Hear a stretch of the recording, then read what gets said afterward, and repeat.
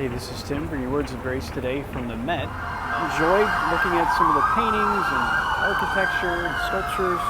We had fun there with the kiddos, but we're here to talk about something else, talk about love and developing loving relationships, the loving playlist. And we looking at this guy with a big head. The last night, maybe he had a big head. It's definitely big on the display and big in there.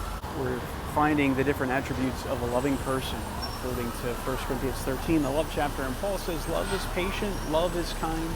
And then he says what love is not. Love is not arrogant is our third one. That word is kind of a comical wordplay. It has reference to having a big head. Love does not have a big head. And so some people have such a big idea of themselves that if you were to picture it, it would be someone who couldn't get through a doorway, like a huge bobble-head. They're just always thinking of self, always talking about self. That's the opposite of love, and actually that is a huge detriment to a relationship. When someone is only focused on themselves, their needs, their desires, that's the opposite of love. And if you look at it, according to the Bible, it's an abomination. It's not just bad.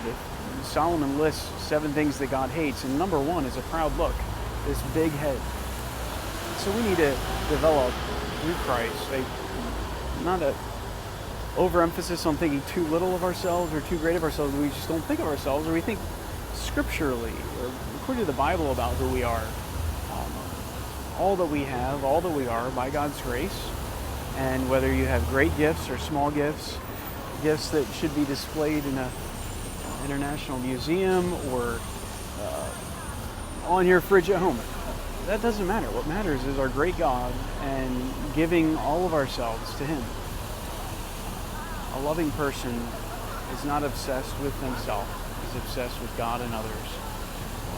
As Jesus, who was God, but it emptied himself and became the form of a servant and humbled himself to the point of the cross, actually dying in our place.